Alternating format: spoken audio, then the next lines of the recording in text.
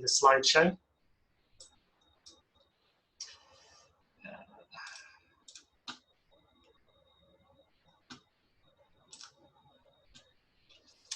Cool, excellent.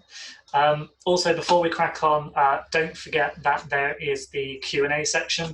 So as we go, probably best to leave it until I've finished that section, just in case I've already answered your question or I'm going to. And if at the end of that section you still have a question, pop it on the Q&A, and as usual at the end we'll go through that. Okay, so I'm just trying to... Okay, cool. So, as I said, what we're going to do is go through updates to the self-employment grant scheme. We're going to go through the updates on the job retention scheme, the local authority new funds that they're putting together, the bounce back loans and some of the dangers. Some of it, if you've read my emails, you would have read already, some of it not, but I'll also try to explain it in a better way, hopefully. VAT and tax payment reminders as well.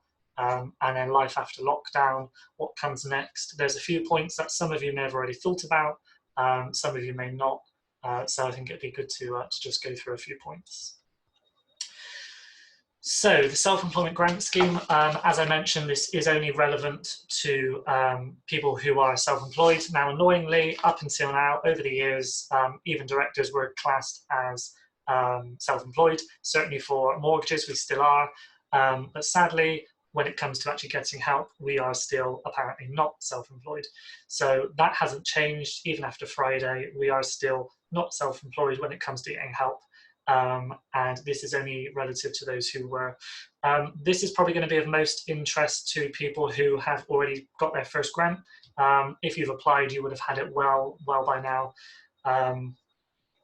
If you haven't yet applied for whatever reason, you have now a deadline. So as of the 13th of July, if you haven't applied for that first grant, which covered March, April, May, you lose out, it's gone.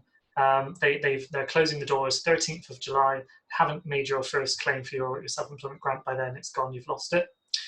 The second grant will then be available in August. So the first grant was March, April, May. The second grant is covering May, June, July. Sorry, March, April, May, June, July, August. And that second grant for June, July, August will be available in August. It's not yet available. Don't try to apply for it. You won't get anywhere. As of August, they should be opening the portal to do that second claim. Some of you are probably aware that that has been reduced to 70% as opposed to the 80% previously. If you have had that first grant from HMRC, to work out what you're going to be getting next time in August, just divide what you got on the first time by 80, times that by 70, and that will give you what you're going to get in August. They have added an extra bit of detail, which they have now added a line that says, in fact, what I'm supposed to be doing is showing you these slides. Don't forget, both grants are taxable income. So at the end of the tax year, when you do your tax return, all of these amounts, all of these grants you are receiving, you will be taxed on them. So yes, you don't have to repay them. They are grants, they are not repayable, but they are taxable. So just remember, just put some aside. If you're used to knowing what your tax bill is, or you sort of try to calculate it as you go, just bear in mind, add this on. This is going to be classed as taxable income. So the government are going to pull back in part of this grants that they're giving you. So just bear that in mind. Don't go out and splash it out at the moment. They've added this extra detail line called adversely affected, which you can see there on point 2. Adversely affected trade. They are saying that you are adversely affected and can get this grant for things like unable to work from shielding, self-isolating, on sick leave, or had to scale down or temporarily stop trading. They haven't give detail. So you could have scaled down by just £10 per month and you qualify according to the rules. So most of you who have applied for the self-employment grant were adversely affected. Most of you majorly had to completely stop. Some people who have applied for this self-employment grant were still able to continue working throughout lockdown. Their income was barely affected, but according to these rules, they can still get that grant. So even if you don't think you were going to qualify because you've only lost the odd bit of income, a tiny small amount, you're still eligible. So if you haven't done the first grant on that basis, get in and do it now before it's too late. Then you'll be able to get your second one as well. Just check that I'm not missing a few other minor points. No, I think that's it. So as I mentioned earlier, more detail on this will be given on the 12th of June. That's pretty much as we have on the self-employment grant scheme at the moment. So the good news for you who it affects is there is more on the way, another 3 months worth of income, but just at the 70% this time on the way. But as I said, just keep in mind that this is going to be taxable at some point. Because it's being received now, it's going to be on your next tax return, so your 2021 tax return. So come the 5th of April next year, tax year finishes, and this income will then become taxable as usual. So we're going to sort of draw a line there for the self-employment grant scheme. As I said, that's as much as we have at the moment, more to be released on the 12th of June. And as always, the more information we get as and when we get it, we'll be passing it on to you guys per usual. Okay, so the next one is the job retention scheme, the furlough scheme. This is the big one. This is the one which is probably going to take up most of the time this evening to go through. There's 3 areas which I've sort of summarized for this. There's the new scheme called the flexible furlough scheme, and we're going to go through that first. We're then going to go through the second adjustment, which is basically a 30th of June cutoff and new rules coming into effect from the 1st of July. And then the third area is how this affects you as employers and the new costs that will be involved with furlough. So there's 3 sections we're going to go through one at a time. Have a pen and paper ready if you don't already, because there's going to be a lot of detail coming your way. As I said, I can send these slides to you afterwards, so don't panic too much. But as I'm sort of speaking, you might want to make notes based on what I'm saying. So we're going to make a start. So as I said, this is the new flexible furlough scheme. This comes in on the 1st of July. So from the 1st of July, the new flexible furlough scheme begins. First point to mention is on the 1st of July, now this is a standalone moment, okay? So the 1st of July, you can bring someone back even if they haven't at that point been furloughed for 3 weeks, okay? So before, up until now, if you took somebody off of furlough within the 3-week minimum period, you lost that claim, okay? They had to be furloughed for 3 weeks to get your claim. If you brought them back before the 3-week period had ended, you lost the claim.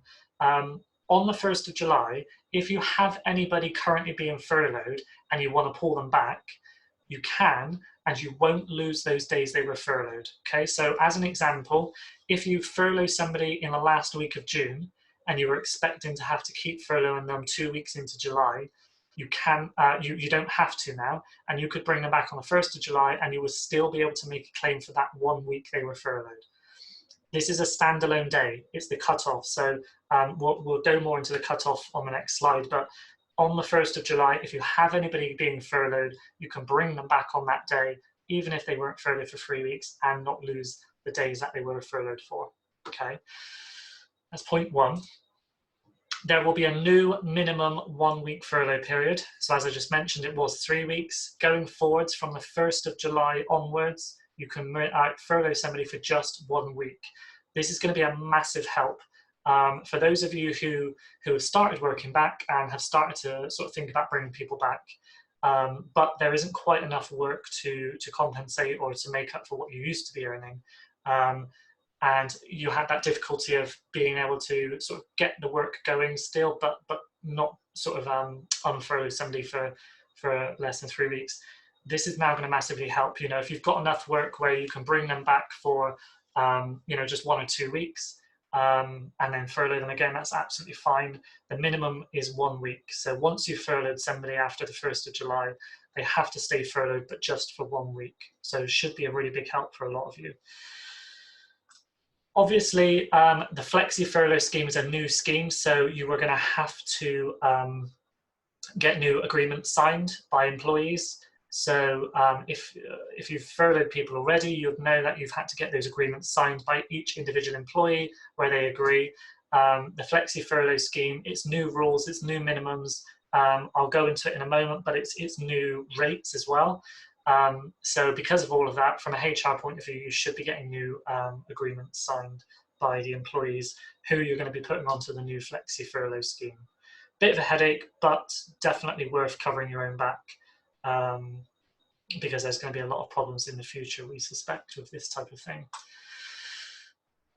So one of the extra additions of detail needed for the flexible furlough scheme is the need to report usual hours and actual hours done. So what you're going to have to do now with the flexi furlough scheme is start recording what that person's normal hours would be in the period, in the claim period, and also then against that record what actual hours were done. That has to be recorded as you go, because that will then be needed by us to actually submit. So up until now, we haven't had to submit that information. From the flexi furlough scheme 1st of July going forwards, we will now have to start reporting what each individual employee's usual hours are in that period and what the actual hours done were in that period too. Massive headache, massive addition to admin. So making sure that you're told this now up front ready. If you have somebody on flexible furlough, for the actual hours they are working for you, you have to then pay them normal 100% contractual pay, okay? So what's going to happen with the flexi furlough scheme now is it's going to be split into two. You can have the actual hours they are working, and that will be their normal pay. And then you're going to have the furloughed time, which will be the 80% pay, unless you are agreeing to top it up to 100%. But if you're not, you will have a split. You will have the actual hours worked, which is their normal pay, and then you'll have the furlough hours worked or not worked at the furlough rate, okay? The additional bit of detail to that is for the actual hours worked, you have to pay them the normal 100% pay, but also you will have to pay yourself the employer's NI and pension for that time as well. So any hours worked, you are paying normal payroll, normal wage to them, normal employer's NI, normal pension, you're suffering all of that. It's just the furlough time, which you're then claiming the 80% and the employer's NI and pension on. Okay, so just bear that in mind, that for the time they are working, you have to go back to paying them their normal pay, and then the furlough pay will be as normal. Just checking that I haven't missed any other detail on the flexi scheme.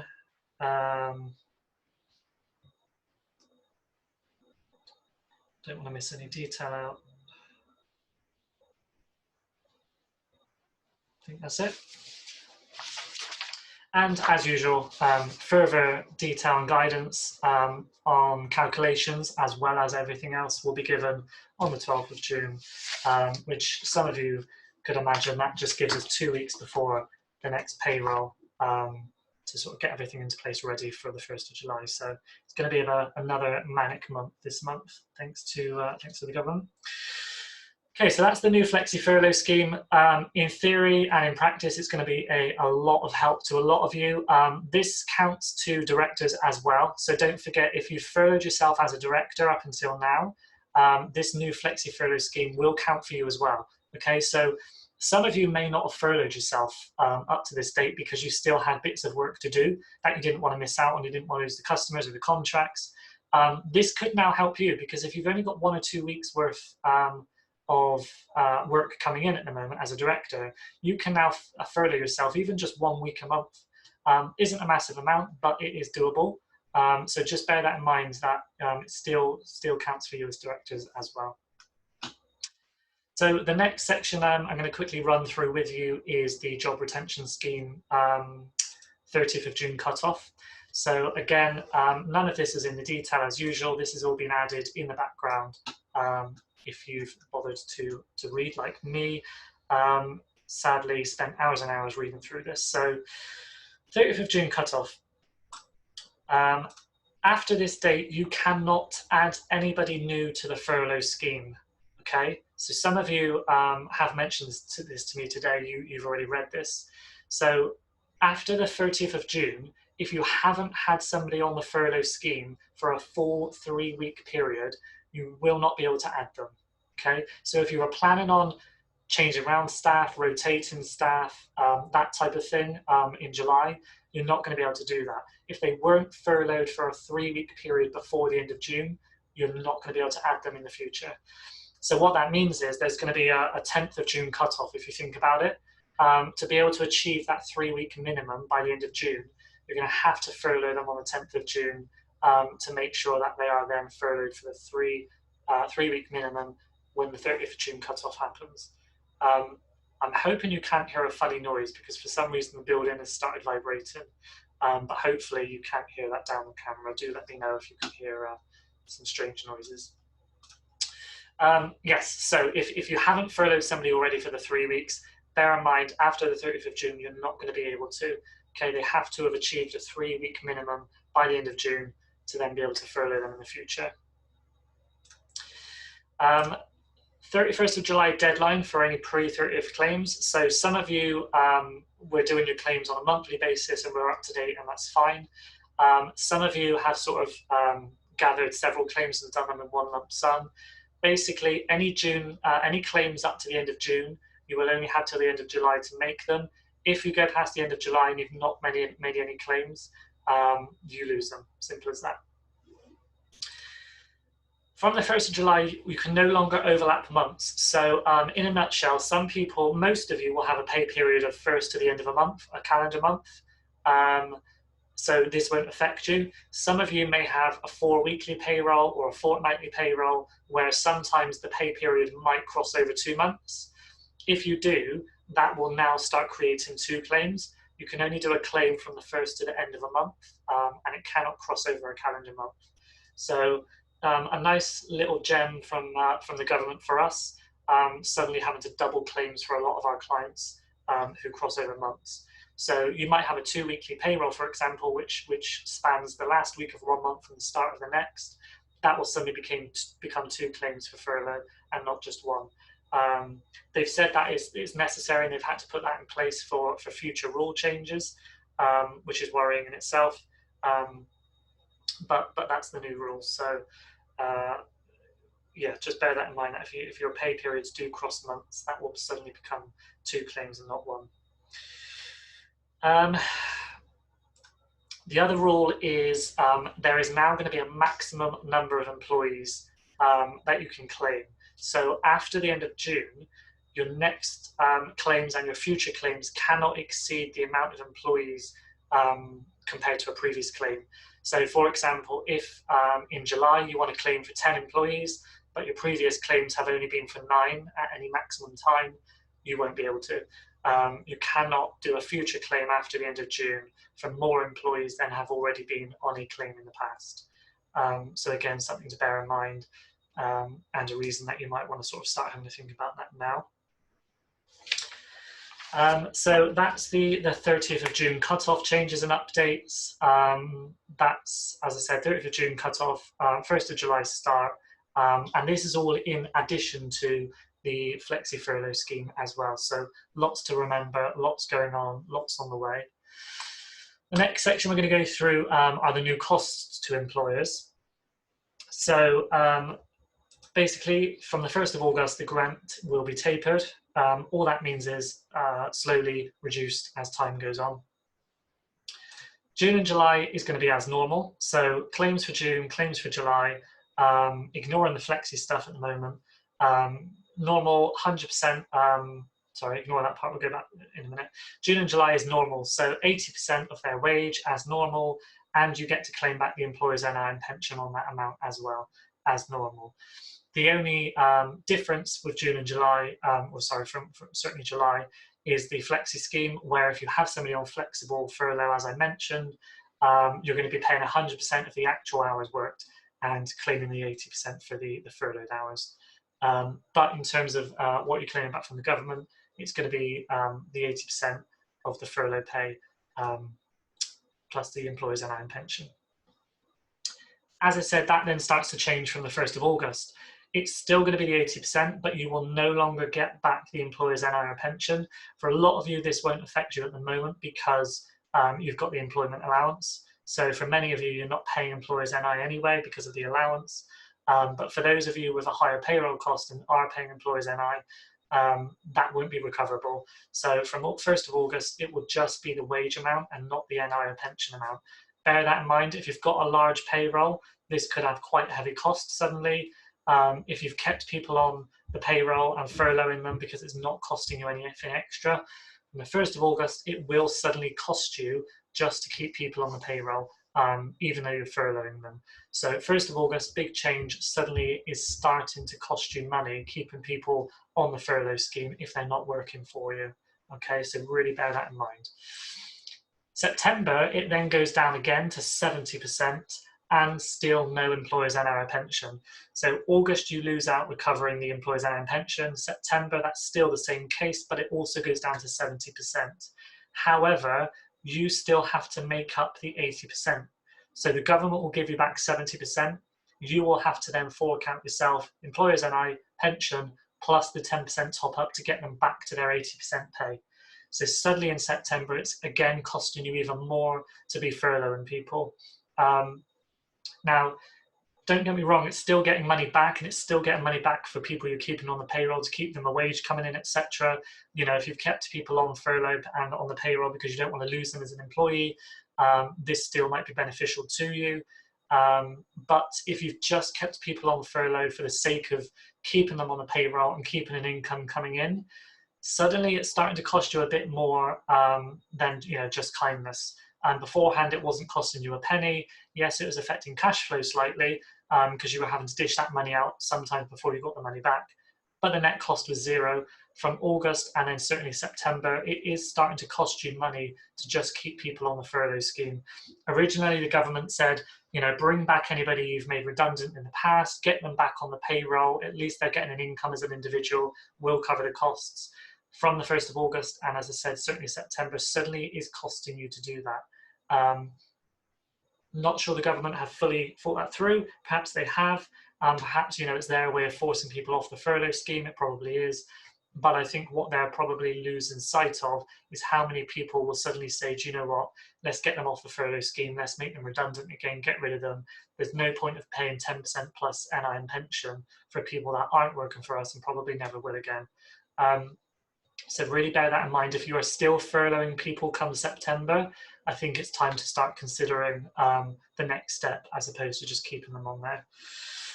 Certainly from October, because same again, it reduces down to 60%, but you are still having to top up to the 80%. So those employees will always be getting their 80%. It's just you will have to start topping that up yourself September and even more so in October.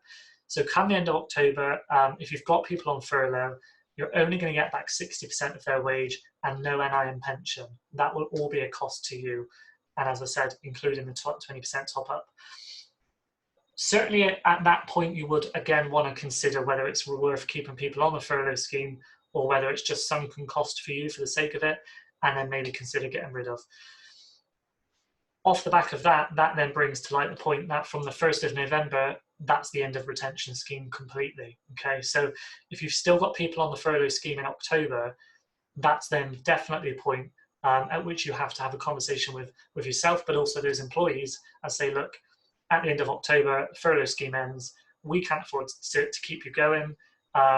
Income has dropped, etc., etc. So you're going to have those conversations with people about whether they're going to have to be made redundant or anything else. So big changes on the way. I'd say at the point of sort of August, end of August, anybody still on your furlough scheme, you're going to have to start really considering whether it is worth keeping them on there or not. As I said, if you expect income to start building for your business in the next few months, you might want to keep them on there just so you don't lose them as an employee. But just bear in mind, it will start to become more costly for you. And as always, lovely little nugget from HMRC on the end. If you like, you can still top up any furloughed employees above the 80%. So some of you have been paying your employees their normal 100% pay and topping up the 20% already. But as I said, that will soon become 30% and then 40%. So just keep that in mind. That is on the way.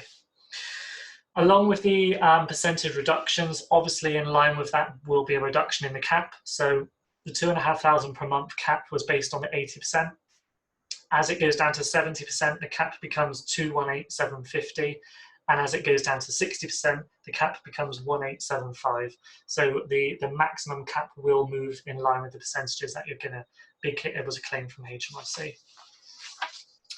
And as an ending note, which some of you will understand, and this may go over some of your heads, but the cap will be proportional to hours not worked. I won't dwell on that. That will be sort of more effective when it comes to sort of the calculations, which we'll be doing. But if some of you like to work out your own estimations on the furlough pay you're getting, a point to bear is that the cap will be proportional to hours not worked. Okay, so that is, believe me, a really quick nutshell of changes coming for the furlough scheme. As I said, biggest changes, cut off 30th of June, beginning 1st of July.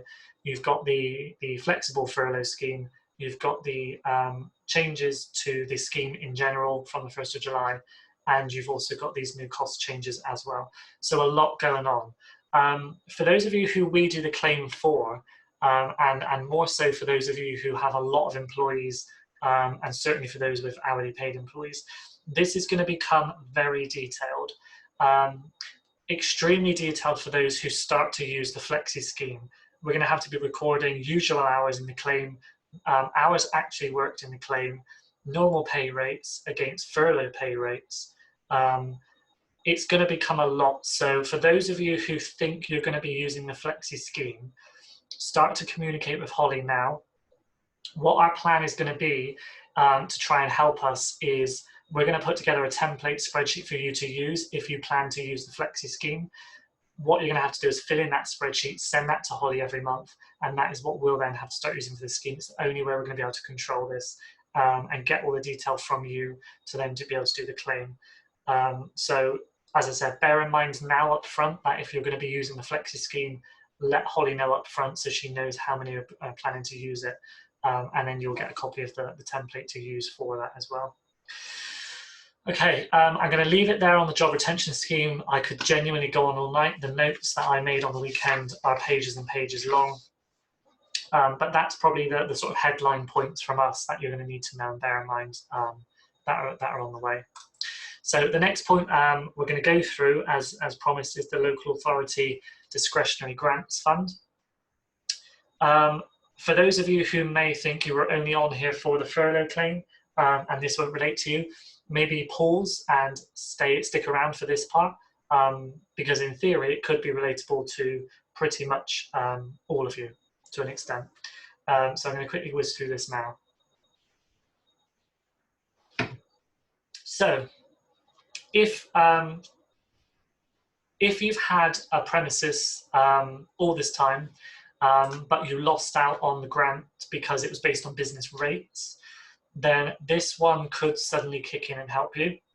That's the main purpose of it. So for those of you who have always kept having to pay rent and other premises costs, but couldn't get the original 25K grant because you didn't pay the business rates, this is the new fund for you, okay? However, off the back of that, even if you don't have a premises or fixed premises costs, you could still make a claim to this grant fund, okay? They're not advertising that, but I know 2 businesses just from today that have received money or it's on the way that don't have a fixed premises cost as such. I've had 2 reports just today. And if you think back to my previous email several weeks ago, which mentioned that this existed and was on the way, at that point, it did say that local councils will have their own discretionary sort of ability to dish out this money to anybody they thought needed it. So even if you don't have a premises, I would still listen up and maybe, you know, worth making a claim just in case. But they're advertising it as sort of this new grant help for people who have always had these premises costs throughout lockdown, but didn't get any help because they didn't pay the business rates. It could be anything up to 25K, okay? So beforehand, it was either 10 or 25. It is now anything between 0 and 25. Could be anything. Again, it's discretionary, so it could be as much as they see fit, as much as they see is useful to you. or is needed by you. Again, as I said, the main aim is for people such as shared offices, space, market traders, B&Bs, believe it or not. So B&Bs, the nature of their business, they will pay council tax and not business rates. So they would have missed out on the previous grant as well, which was a big hit to many B&Bs that I know of. So this, again, should be able to help them. There's just 5 basic criteria. So should be based in England, less than 50 employees, still have fixed building costs, which, as I said, take that with a pinch of salt because people don't necessarily have that and have still been receiving this. Should have been trading on the 11th of March and has been adversely impacted. Again, what that means or to what extent is not detailed anywhere. So if you can guarantee or evidence that you've lost £10 a month since lockdown, then apparently you qualify. So don't write yourself off just yet. So if you have, however, already had one of the grants, so if you've had the 10 and 25k grant already, you will not be able to get this one. This is for those who couldn't get that previous grant, okay? So just bear that in mind. All you have to do, visit your local council's website. It will most likely tell you how to apply. If they haven't updated their website, now this is per local authority, so just because one local authority has doesn't mean the others have. Each are in control of their own pot of money. Check your local council website first, and then have a look. And if there's nothing on there, give them a ring, send them an email, quote and specify the local authority discretionary grant fund. Give them a massive sob story about why you need it and how it's going to help. And you never know, you may be one of the lucky ones. Somebody called Jim, who one of our clients called Jim, has just put on the chat window. I don't know if any of you have seen. So apparently his local authority have split it into 2. So either those with fixed costs or those who can evidence losing at least a quarter of their turnover. And those grants are the ones capped at 10k. So at the moment, that will be relevant to anyone in his local authority area. I'm not sure, Jim, if you could say which local authority you use, but if you're in his local authority, that's how they're doing it. As I said, each individual local authority, South Somerset, each local authority is given full power and control at their own discretion, so they may have different criteria set up. And somebody else has just said Bristol and West England, you're going to have to apply by the 7th of June. So hurry up, get in there now quickly before you lose out again.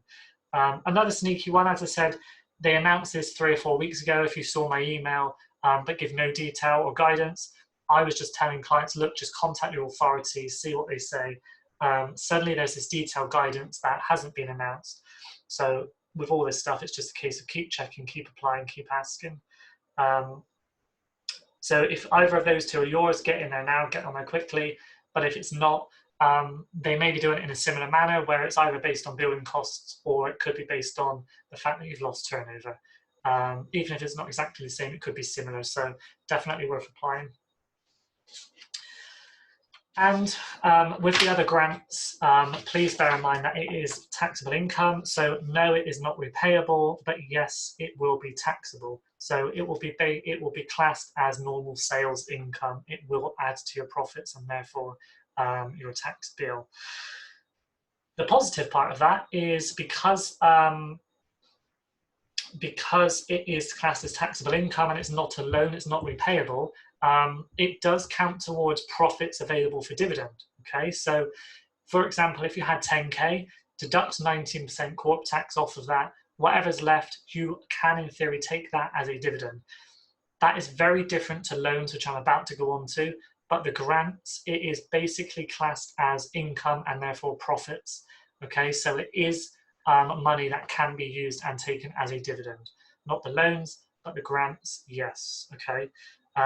Hammering that home because it has been the hot topic of the last 2 to 3 weeks.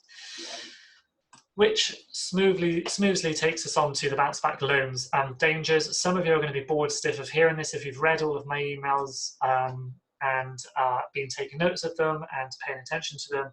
You would have heard this several times already. If you follow us on social media, you would have seen several posts about this. If not, and you've taken out a bounce back loan, please listen to this carefully. I'm going to whiz through this. I'm not going to waste loads of time on it. Point number one, repayments are going to come around quickly. We're probably almost one month down for most of you out of the 12. Okay, so when you first got this bounce back loan, you had 12 months before repayments start. You're probably already at 11 months. This is how quick time is going. Last time we did one of these webinars and Q&As was March. That was 2 months ago. This is how quickly time is flying by. So don't forget, repayments are going to be heading around very quickly. The big danger, though, that I want to point out is what I was just trying to mention with the grants is bounce back loans are different. It's a loan, it's debt. They are repayable for one, but also that cash being sat in your bank does not mean you can take a dividend. You could have £100,000 in your bank account right now, but if you have zero profits, none of that can be taken as a dividend, okay? Cash in the bank and profit on paper are very, very different things. Okay, just because you got money in the bank, it does not mean you can take a dividend. You could be running a loss-making company but have plenty of cash available. Believe me, that is a very viable situation. I see it a lot. Okay, so don't rush to take that money if you need it personally. You know, even for something as serious as just living on paying mortgages and bills, don't presume what you're taking out of your business is going to be a dividend and will be taxed at the 7.5%. It could be the case that is not. Okay. Profit is what you take dividends from. Salary and bonus. Salary and bonus you can take even if you don't have profits. Okay, so that's why I'm saying if you can't take it as a dividend, you're going to have to either take it as a salary or bonus, in which case you will then have tax and NI on that amount, either at basic or higher rate, 20 or 40%. So if dividends aren't available, you could be heading towards a big salary bonus situation where there's going to be high tax and NI. Or it will have to be taken as what we call DLA, which stands for Director's Loan Account. So what we're saying is if you don't want to put it through the payroll and get high tax and NI bill on that, and there's not enough profit to take a dividend, we're going to have to class it as though you've loaned money from your company, a director's loan, okay? Which is fine, but if we get to the end of your accounts year and you still owe that money to your company and you've not given it back, you're going to have a 32.5% tax bill on that balance, okay? So as an example, if you've taken out a bounce back loan and you've taken out £5,000 of that and there wasn't enough dividends, so it's not a dividend and you don't want to put it through the payroll, you've said, that's fine, put it to my director's loan, I've borrowed that £5,000 from my company. If you get to the end of your accounts year and you've not repaid that £5,000, you will be whacked with a 32.5% tax bill, okay? That's going to be higher than putting it for a salary and bonus for most of you. So this is why I'm saying it's so important to just not take money from your business and assume it's a dividend. Okay, for some of you it will be, and that's fine, but for some of you it won't be. So don't just presume, because you could have a nasty shock when it comes to us doing your year end. I won't dwell on this, but DLA, director's loans are a funny thing. So as I said, if you get to the end of an accounts year and you haven't paid back that loan, there is a potential 32.5% tax bill. If you repay it within 9 months after your year end, so within 9 months after your year end, and you manage to repay it, then we can wipe that tax bill and reverse it, okay? So if you get to the end of the 9 months after your company's year end, okay, and you still haven't managed to repay it, that 32.5% tax will suddenly become payable, okay? So just bear that in mind. The odd caveat with directors' loans and tax is that even if 2 years down the line, you then suddenly repay that director's loan, you can actually claim that tax back. It's much different to other taxes in that once you've repaid the money to your company, even if it's 5 years down the line, you can suddenly claim that tax back. So there's a 32.5% tax bill up front, but you can claim that tax back in the future when you eventually repay that money to your company. Okay, it's a really odd one, but from a sort of cash flow point of view, that tax will be payable within 9 months of your year end if you don't repay it. So something to bear in mind, okay? The other thing to remember about these bounce back loans, I would say 95% of our client base have taken out a bounce back loan. That's how ridiculously popular these have been. I've never seen so much of a client base take out a loan simultaneously at the same time. It's the most bizarre situation for us here. But one thing that a lot of people are forgetting is once you have this debt on your balance sheet, it's very difficult to borrow more. If you were thinking of either getting loans and credit cards in the future or having to get equipment or machinery on finance, you could struggle. This is going to be debt on your balance sheet from the day you take it out. And when you then go to get more borrowing or more finance, they will ask it for the balance sheet because they will look at what debt and borrowing you already have. Suddenly you've got this bounce back loan on your balance sheet. So if you had a future plan to get borrowing or finance, don't spend your bounce back loan that you have because you may need it for those same purposes because you may not be able to get additional until this bounce back loan has been repaid. And for most of you, that's going to be a long time in the future because there's going to be no repayments at all for a year. So it could be several years before you even start to repay these bounce back loans, which, as I said, is going to reduce your chances of getting any additional borrowing. On the subject of the profit dividend situation, so if you're having a look at your own bookkeeping, have a look at your Xero or your QuickBooks or whatever you use, and you want to have sort of quickly run a P&L or a balance sheet report to see if you can take that dividend.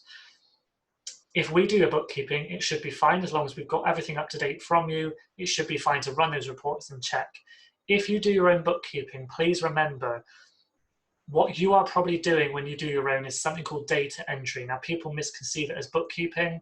I've spoke to lots of you about this in the past.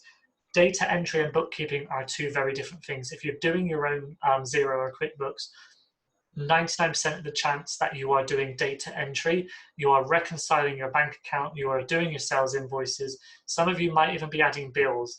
That is all classed as data entry. That will not give you a full bookkeeping picture of dividends and profits. The reason being is when we do bookkeeping or when we do your year end, if you do your own bookkeeping, we will do bookkeeping adjustments for lots of different things: depreciation, prepayments, accruals, you name it. There's a long list of adjustments that we do to get to a true profit figure, which is what you then need to be able to look at dividends. Okay, so if we do your bookkeeping, we do those adjustments on a monthly basis already, so that's fine. If you do your own bookkeeping, you are doing data entry, not full bookkeeping, and so I don't want you to rush off and base your dividend decisions based on what you've done on your own Xero or QuickBooks, because what you would have done is data entry and not full bookkeeping. The reason being is once those adjustments are done, your figures could very much quickly change and quite drastically for some of you, okay? Some of you might think that's an overreaction. It's not. Sometimes when we put adjustments in for a client's year end, even for small basic businesses, it can adjust their profits by 10, 20K. Won't go into the details of why, but as I said, that's how different the basis of data entry and bookkeeping can be.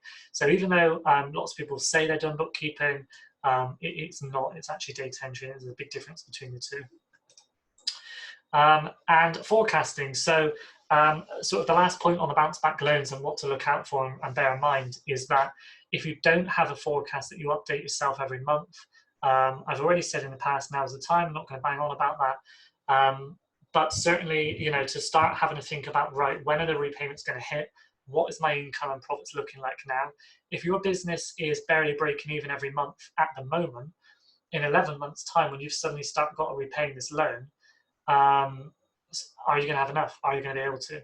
And if not, you've now got 11 months to start preparing for that. You know, and it can be something as simple as increasing your income, decreasing your costs, but it may have to be somewhat more drastic if you're barely breaking even every month now.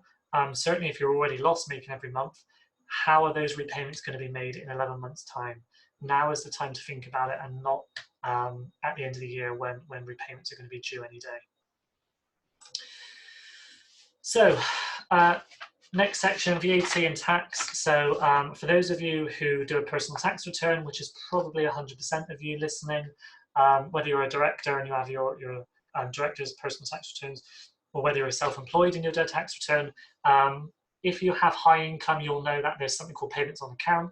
So you'll have to pay 31st of Jan and 31st of July every year for your personal tax. For the 31st of July payments, don't forget you can defer them. It's automatic. You don't have to apply, you don't have to tell HMRC, just don't make your payment at the end of July, and you've basically got until end of January to make that payment on account. Okay, so that is still in place, that hasn't changed. VAT, for those of you who are VAT registered, don't forget that for any VAT payments due up until the end of this month, again, you can just not pay them. Again, there's no, don't have to tell HMRC, you don't have to apply. Just make sure if you pay direct debit, you've cancelled it. And if you pay manually, then just don't make the payment. And again, you've got until the end of March to pay that one. But that's for payments due before the end of June. Okay, not VAT returns, not VAT periods, that's for payments. So if your VAT payment falls between now and the end of June, you can still just not make that payment. If you've got a May VAT return quarter end, so if your VAT quarter ended on the weekend, that payment will be due on the 7th of July and therefore falls outside of this. So if your VAT quarter was the 31st of May finish, you will have to make that payment on time as usual. This is just for the payments that fell due between now and the end of June. So that still counts. Anything past that, so any VAT payments that are due after that, will have to be paid as normal and on time. So if you've cancelled your direct debits, you're going to have to get them signed back up, ready for the next VAT payment. And if you pay manually, again, don't forget you are going to have to be paying that VAT on time as normal. If you've cancelled your direct debit, in theory, when you reconnect that VAT direct debit, it shouldn't do a backlog claim. So what should happen is any VAT payments you missed should stay there as outstanding VAT debts that you have to sort with HMRC. And in theory, your VAT direct debit will then pick back up for the next payment that falls due at the time. The reason being is the way HMRC have told us it works is any VAT payments that become due on that due date, i.e. after the end of June, that's the amount that will then be collected via the direct debit system. It's a bit like Go Cardless for any of you that use that. So bear in mind that for VAT, that's about to come to an end. And corporation tax and PAYE, those do have to be paid on time as normal. However, if you are struggling for corp tax or PAYE, you can phone HMRC to arrange what's called a TTP, a time to pay deal. That is again still open. They haven't shut that down. That is still being offered. So even though they're not automatic schemes like VAT and personal tax, you can still come up with a time to pay arrangement with HMRC. All of this is great for anybody who desperately needs it. Just bear in mind this is payable at some point, and the longer you leave it, the more tax bills will start to add up. So do be careful with that.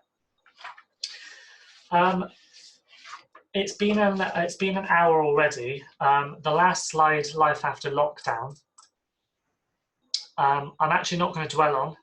I'm gonna quickly run through a couple of points, really summarize them within a few minutes. If you want the slides with the full detail and notes on this, as I said, just let me know, send me an email tomorrow, and I can send you through a copy. I possibly may even send out a bulk email tomorrow with a copy of the video and the notes as well. So that'd probably be the easiest way to do it. But I just wanted to sort of just quickly run through a few points about things that you may want to now consider. Some of you have already started back at work, started opening your businesses already. Some of you may already have a start date when you can open up your shops and businesses as well. So a few things to point out. Some of you actually have, funny enough, contacted us today about this already. So I'm glad I've put this on here. Risk assessments and HR advice. So if you have employees, there is government guidance that you have to follow. It's not optional, okay? It's not been advertised as much as I hope it would have. But there is government guidance for every industry on how you must operate for yourself, for employees, and for customers. There will be spot checks, okay? So if you do not follow that guidance and you just have a random spot check, and they're going to be sending out an army of people to do these checks, that you won't get a warning. They will turn up and they will check that you're doing stuff properly. If you haven't followed that guidance and got the right stuff in place, there could be big fines and penalties. Risk assessments, if you send, certainly if you send your employees out to do work, there must be risk assessments in place. We had a client contact us today panicking. They sent employees out to do work and those employees were turned away because there was no risk assessments in place. It is already stopping people working, okay? So this is quite serious, big stuff to get in place now. We are accountants, okay? We are not HR, we are not legal, so we can help you, we can try to advise, we can point you in the right direction to an extent. We cannot provide risk assessments, we can't provide legal or HR advice, that's not what we do. We did provide you with a template for the furlough stuff from day one. If you're planning on using the Flexi Furlough scheme, it's going to become a lot more in depth. You may, for your own sake, want to get proper HR advice that you can fall back on if you ever need to. But certainly for risk assessments, making sure you're following guidance, making sure you've got stuff in place, again, you may want to get proper HR advice on that. If you're a client of ours, you have access to a free HR helpline. Let myself or Holly know. We can give you the number and the codes to use for that. It's general advice, but it could definitely be useful for many of you at least. So quite a biggie, to be honest, for the life after lockdown situation. For some of you, you might have a workforce which is heavily based on foreign or student workers.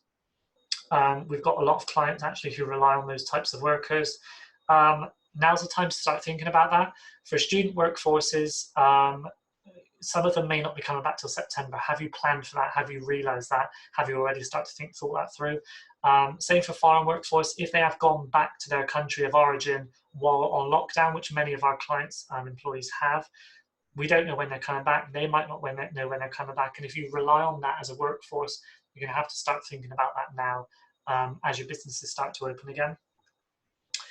Also, please bear in mind, related to point number one, is increased costs. So with these special measures, for some of you or a lot of you, it could include equipment, even if it's basic PPE, okay?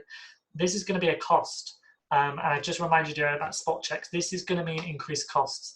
So if you do forecast, if you do budgets, even if it's in your head or on the back of a fag packet, please bear in mind that you're suddenly going to have these extra costs. I've spent a fortune already on reorganizing the office, new furniture, new screens, you name it.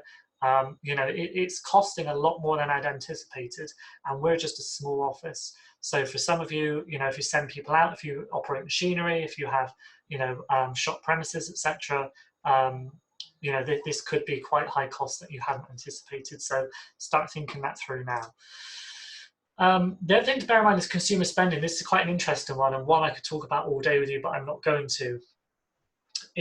Prepare for unusual fluctuations. If you've been running your business for more than 1 year, you may already know your usual fluctuations, your seasonal fluctuations, that type of thing. We are now going to have unusual fluctuations that none of us can now predict. Are we going to go into a recession and spending dips? Are we going to have a boom and people spend more? Are either of those situations going to happen for 1, 2, 3, 4, 5 months? We have no idea. But if you're used to planning your money and your finances, personal and business, based on what you usually know to happen in your business, be prepared for differences to happen. We've luckily, we've only had a very small handful of clients go under because spending stopped for them. But we've got 2 clients who have seen their income triple over lockdown. It's been the most bizarre situation. They have done better than they've done in 6 years since opening. Crazy. Nobody would have expected that. Nobody were prepared for that. It's bizarre. We just can't predict it at the moment. So be prepared as businesses start to open, as people start to go back to work and start earning again.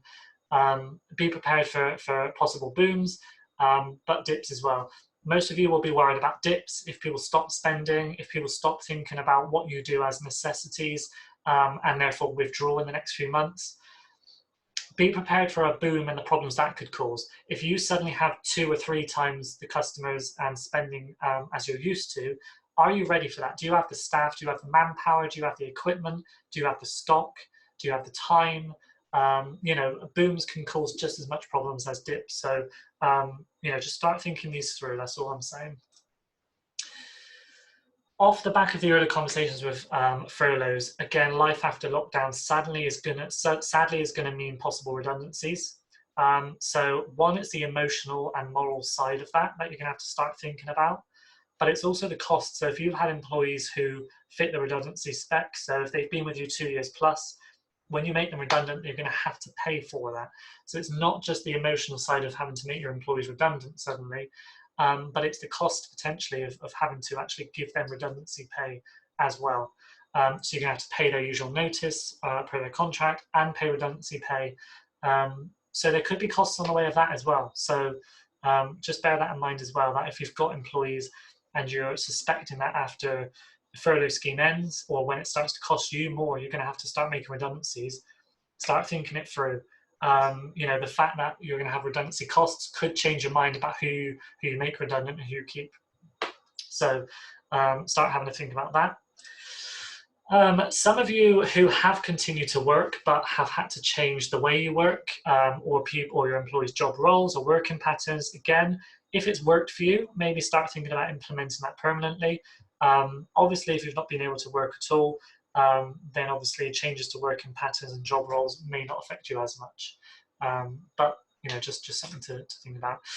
Watch your suppliers and supply chain. So if you've always used the same suppliers, be that UK based or abroad, number one, check they're still around, check they haven't gone down during lockdown. Many businesses have gone under. So check your usual suppliers are still around, still operating. Check if their lead times have changed. So if you rely on them and you're used to a certain lead time of getting this supplies, stock, etc., check that they are still able to meet those requirements. If you've stopped paying suppliers for a certain time, again, start those conversations. You're going to have to start those payments again. Bear in mind that if you've stopped paying them without conversations, you may have ruined that relationship. So again, just start to think about who your suppliers are, equipment, stock, etc., and start thinking those areas through as well. And just overall, operationally, have a review of your business. I'm sure many of you have learned many lessons about your businesses over this last few months. As whether that's meant you've stopped completely or partly, you've probably learned a lot about yourself, your business, and how you operate. And off the back of this, may want to start implementing changes the way you do stuff. You know, one, to make sure that if any of this happens again, which it, you know, it possibly could, everybody's talking about this second wave. If this second wave hit at the end of the year, is your business going to have the same impact, or can you do anything now? So if a second wave hits, you don't have to rely on government schemes as much. Because bear in mind, some of these government schemes may not happen the second wave. Some of them may be massively reduced on the second wave. There's no guarantee that you're going to have the same help. So if this was to suddenly happen again in the next 6 to 12 months, and you didn't get the same government help, how would you work? Would you be okay, or would you not? Now's the time to start reviewing all of that. So that's all I'm going to go. I'm not going to go into all the detail I had on that, but that was the last section I wanted to go through. So Q&A session, so I'm going to have a look, compared to our first Q&A session at the end of March, we don't have anywhere near as many questions. I'm glad to see, and I'm sure you are. So can you take out the loan to repay a director's loan? So if you've taken out a bounce back loan, okay, and you already have a director's loan account where it's not negative. So if it's negative, you owe the company money. If you've got a director's loan and it's positive, i.e. the company owes you money as a director, then in theory, yes, you can use that bounce back loan to repay yourself that director's loan. That is fine, because we're not talking dividends, we're not talking pay, we're not talking about taxable income. We're talking about the current situation of the company already owing you money as a director. You can then use that company's loan that's taken out to repay that loan to yourself. So yes, that's fine. And as always, when you repay yourself your director's loan, it's not taxable income. It's just a movement of cash, basically, from the company's bank to yours, repaying a loan that the company already owes you. So if you've got a director's loan account and it's in a position where the company owes you and you don't owe the company, then yes, you can then take some of that loan out to repay your director's loan. Just remember, the downside of that is suddenly losing all of that cash. One, if you were going to need it for anything at all at the moment in general, but two, when the repayments start, if you've used all of that just to repay your director's loan and you've not used it to increase business in preparation for repayments, you may find yourself a bit stuck. So if you can already afford the repayments, then that's fine. If you're already at the point where you would struggle to make the repayments if they start next month, you may want to just bear that in mind before you start taking out that money just to clear your director's loan. Whether you sort of choosing in between is a possibility. And the next question is there a cutoff on taking the bounce back loan? They haven't given a cutoff as far as I'm aware at the moment. Still waiting for contact from the bank. Online system not working. I'm not surprised. For a handful of the banks, the bounce back loans happened very quickly. Application 60 seconds, money in your bank the next morning, jobs are good in. Some of the banks took a lot longer to get on board. Some banks are only just joining the scheme. So if your bank still hasn't joined the scheme or whatever else, then some of the new banks, such as Starling, the online bank, people like that, they are now offering the bounce back loans as well. So definitely worth a look at if you haven't already. Is there a cutoff though? At the moment, they haven't announced a cutoff. They have just said that this is available for this foreseeable. So I did have somebody say to me the other day they think it will be around the October mark. Whether that was just a guess because of the furlough scheme, I don't know. But it doesn't look like it's going to be in the next month or two. But obviously, you know, I can't guarantee that because it just hasn't been mentioned at the moment. Luckily for everybody, that is all the questions we have. If any of you have any more questions after thinking this through, or if any of you start to now plan ahead for the furlough scheme or redundancies or anything else, let myself know, let Holly know. But as I said, if you do want to use a furlough flexi scheme and we do your payroll and claims, let Holly know well in advance. We're going to have to be planning for this well ahead. It's going to be taking us even longer than the furlough claims were taking us already. So yeah, there's going to be a bit of bearing with us situation with the new flexi scheme. So lots to think about. Hopefully some of you have, as I said, opened your businesses, you've gone back, and in the next month you're going to be going back to normal, taking everybody off the furlough scheme. If you do, that's great. It's not going to bother you, it's not going to affect you. But for those of you who will still need to use the furlough scheme after the end of this month, there's lots for you to think about, lots of new stuff on the way. Yeah, that's everything from me tonight. As I said, what I will do, I've decided, is send this video out recorded with a copy of the notes as well, so you'll have a reminder of everything on there anyway. But as I said, as usual, anything else, just let me know. But otherwise, I hope you all have a good evening, enjoy your food, I know I will, and I'll speak to you soon.